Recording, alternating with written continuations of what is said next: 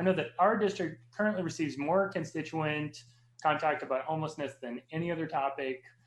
We have several encampments that contain many people experiencing homelessness. Our governor and mayor have both referred to those encampments in the last few days. The encampments are already at a tipping point, including firearms and fatalities. And so when I hear that people will be referred to various agencies, I get concerned for my constituents. And so on behalf of the people I represent, are we just hoping that we can absorb the additional 300 people from National Western into our existing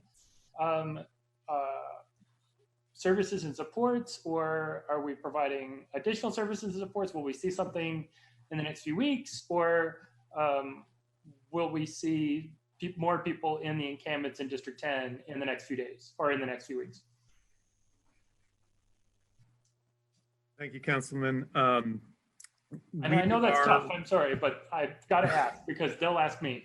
No, it's a reasonable question. So our focus is on moving out of facilities, and so we are identifying to every guest within the current facilities options that are available to them upon standing down that facility, and are making those recommendations as we speak. The operation to empty those facilities is starting now with caseworkers with Denver Rescue Mission talking with guests at National Western Center about some of the smaller programs that may fit them in a deeper way and making those referrals continuously. Our movements as we empty the Coliseum, those movements will be rather contained. So we're focused on being able to serve the current guests, making sure that no guests within the Denver Coliseum or the National Western Center will be simply referred back to the streets or into neighboring communities. So our mission right now is to make sure that we're approaching all guests who are accessing those services right now with an option that'll occur in lockstep with the stand down of those facilities, if not earlier. We will not stop encountering people who are sleeping in communities or sleeping outside with those referral options as well along the way. In fact, we'll continue to refer folks who may be in need tonight to National Western Center for accommodations for tonight, and begin working with them similarly and just as equally to make sure that they aren't left without indoor space to go to upon closure of National Western. Is that helpful? Yes. So related question, I believe that we have not fully allocated the individual hotel and motel rooms so far in our inventory. Do we have at least space for 300 more individual rooms in our inventory? So thank you for that question. The motel rooms that we're deploying right now, incidentally, account for about 1/3 of all the people that we accommodate overnight. So 1 in 3 individuals roughly are being taken off the streets and placed into motel. Those motels that we've deployed, the strength of that resource is only as strong as the reimbursement, the federal reimbursement criteria.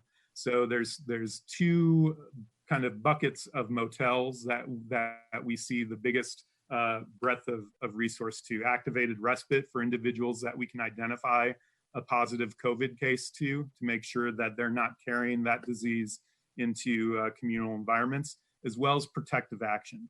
The front end barriers of a protective action motel start with an underlying condition or being age 65 and older. So for a number of individuals that we're serving, say, a 35-year-old for all self-reporting purposes is not reporting an underlying condition, we would not be able to leverage that motel, even if it existed towards that case, while still obtaining reimbursement.